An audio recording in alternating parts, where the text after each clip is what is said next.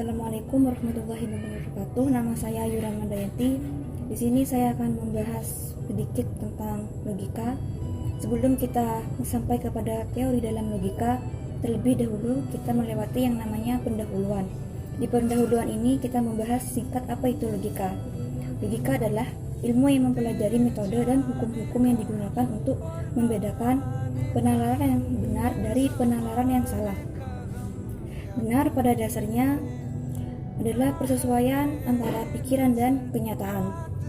Suatu pernyataan dikatakan benar manakala ia tidak mengandung pertentangan dari awal hingga akhir. Cara mendapatkan kebenaran di sini dibagi menjadi dua metode, yaitu yang pertama melalui metode induksi, dan metode induksi yaitu cara berpikir untuk menarik kesimpulan yang bersifat umum dari kasus-kasus yang bersifat individual. Cara penalaran ini mempunyai dua keuntungan. Yang pertama, kita dapat berpikir secara ekonomis. Yang kedua, pernyataan yang dihasilkan melalui cara berpikir ini memungkinkan proses penalaran yang selanjutnya. Metode yang kedua, deduksi adalah cara berpikir dari pernyataan yang bersifat umum menuju kesimpulan yang bersifat khusus. Seperti semua logam bila dipanaskan memuai. Tembaga adalah logam.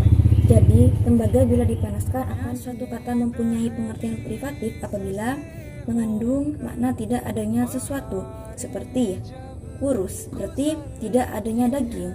Bodoh, tidak ada. Selanjutnya, setelah kita melewati pendahuluan, maka kita akan ke pembahasan kata, di mana pembahasan kata ini memiliki tiga pengertian, yaitu pengertian positif, negatif, dan privatif.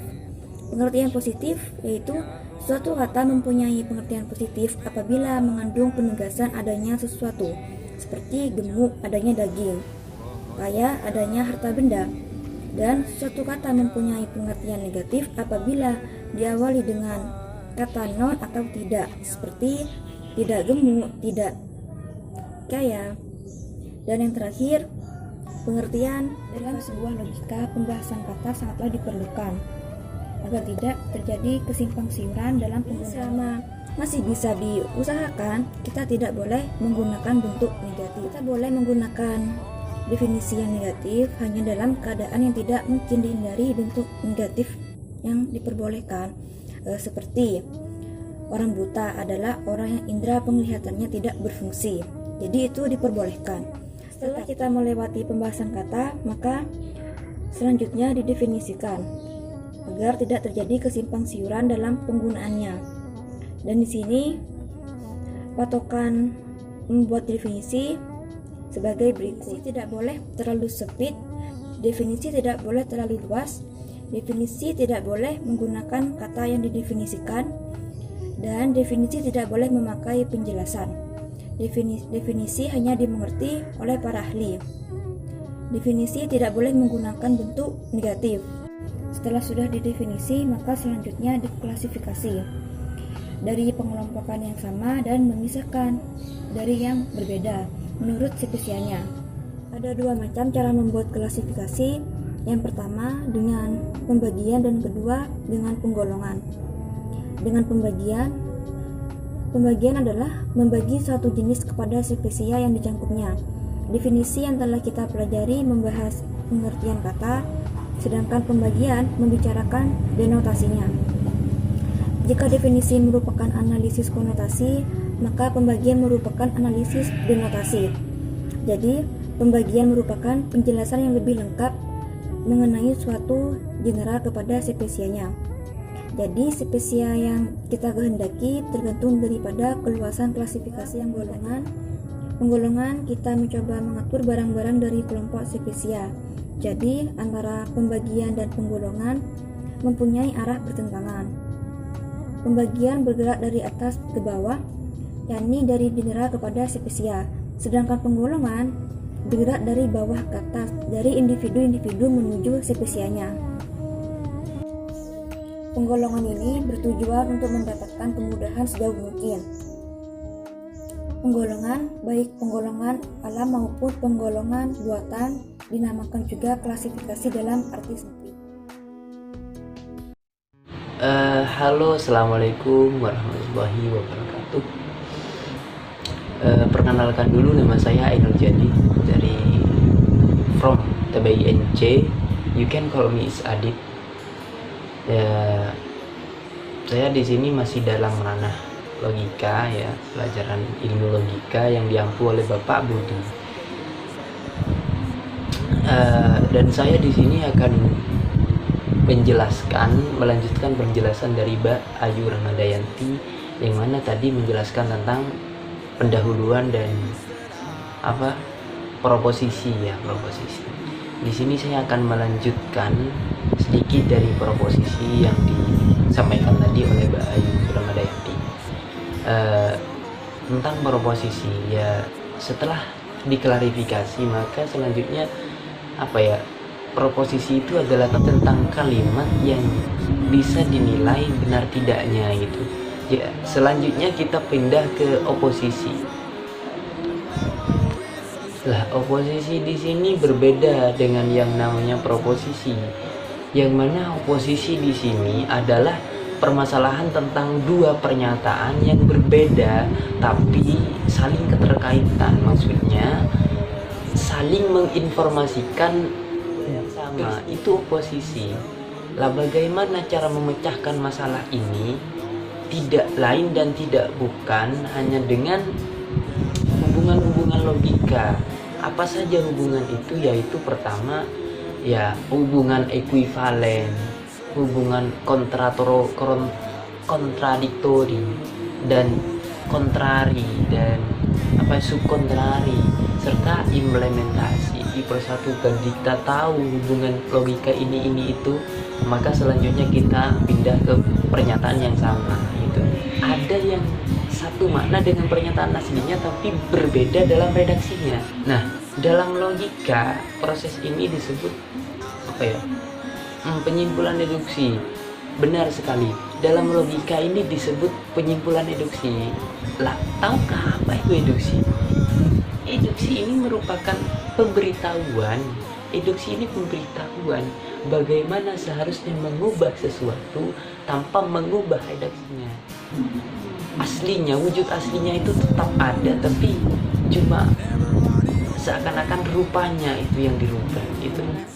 Teknik deduksi meliputi konversi ya. Ini teknik deduksi itu meliputi konversi, observasi, kontraposisi dan inversi gitu. Dan selanjutnya kita pindah ke silogisme. Lah, apa itu silogisme? Silogisme itu adalah pengambilan penyimpulan secara tidak langsung, itu silogisme. Iya. Maksudnya apa? Merupakan bentuk penyimpulan secara tidak langsung. Maksudnya kita menyimpulkan pemberitahuan baru, kita menyimpulkan peristiwa baru yang kebenarannya itu bisa diambil dengan cara sintesis gitu. Nah, itu silogisme. Maksudnya dari dua permasalahan yang dihubungkan dengan cara tertentu. Artinya kita tidak langsung mengkait sebuah kesimpulan, tapi kesimpulan itu diambil dengan cara tidak langsung. Itu silogisme. Dan setelah silogisme ini kita beranjak ke generalisasi gitu. Di generalisasi kita menemukan hal baru. Ya, intinya generalisasi di sini yaitu yang mula-mula mengikat ya, yang dibicarakan proses penalaran yang bertolak dari sejumlah fenomena individual menuju kesimpulan umum yang mengikat. Itu intinya generalisasi, yaitu ya generalisasi sempurna dan tidak sempurna ya. Dan adapun untuk menguji generalisasi yang pertama, apakah sampel yang digunakan cukup bervariasi, apakah kesimpulan yang dirumuskan konsisten dengan fenomena individual yang ada gitu. Lah, kita habis generalisasi ini kita lanjut ke analogi. Lah, analogi kita sering ya mendengar kata-kata analogi gitu. Ya, analogi itu ya persamaan, memang itu analogi persamaan gitu. Tentang apa ya, dimana proses penalaran dari satu peristiwa ke peristiwa lainnya menuju peristiwa lain itu analogi namanya, keterkaitannya gitu loh, persamaannya itu analogi, yang mana fenomena yang terjadi pada titik pertama itu pasti terjadi pada titik kedua, pada sesuatu yang pertama itu pasti akan terjadi pada sesuatu yang kedua. Namanya aja analogi, pasti sama. Dan sehabis analogi kita pindah ke tingkatan yang selanjutnya, yaitu hubungan kausalitas. Lah, hubungan kausalitas di sini maksudnya tidak ada satupun peristiwa itu terjadi begitu saja. Artinya semisal saya pergi ke sekolah misalnya, itu tidak ada satupun peristiwa semacam itu. Saya pergi ke sekolah itu tidak terjadi begitu saja lah, tidak, itu pasti ada sebab penyebabnya gitu. Kenapa saya bisa pergi ke sekolah? Ya bisa jadi saya belajar, bisa jadi saya pengen ketemu kepala sekolah, jadi pengen ketemu guru. Intinya tidak ada satupun peristiwa yang terjadi kebetulan gitu, yang terjadi begitu saja, semua ada sebabnya. Sehingga dengan keterangan penjelasan itu dapat disimpulkan secara logis, sehingga problematika atau keraguan-keraguan dapat dihilangkan dari diri kita. Lalu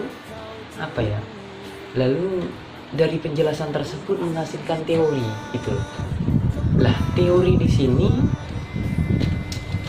fakta agar bisa menghasilkan teori yang benar maka harus sesuai fakta-fakta yang ada gitu. Dan sesungguhnya tidak ada perbedaan yang nyata antara fakta dan teori, karena setiap teori yang benar adalah merupakan pernyataan suatu fakta dalam hubungan dengan fakta lain gitu ya.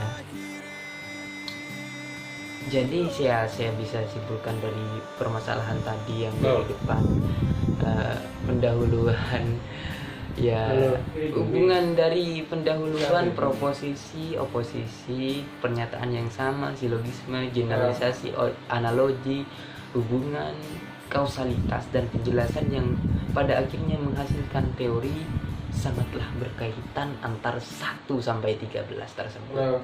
Mungkin cukup dengan ini yang dapat saya sampaikan kepada antum sekalian, kepada Anda sekalian. Kurang lebihnya mohon maaf sebesar-besarnya. Kami atas nama Ainul Jadid mewakili dari kelompok yang lain, kesempurnaan hanyalah milik Allah dan segala kesalahan mutlak milik pribadi saudara Ainul Jadid dan kami selaku kelompok. Kurang lebihnya mohon maaf. Hadanallahu wa iyyakum ila siratal mustaqim. Wassalamualaikum warahmatullahi wabarakatuh. Dan jangan lupa like and subscribe. Terima kasih.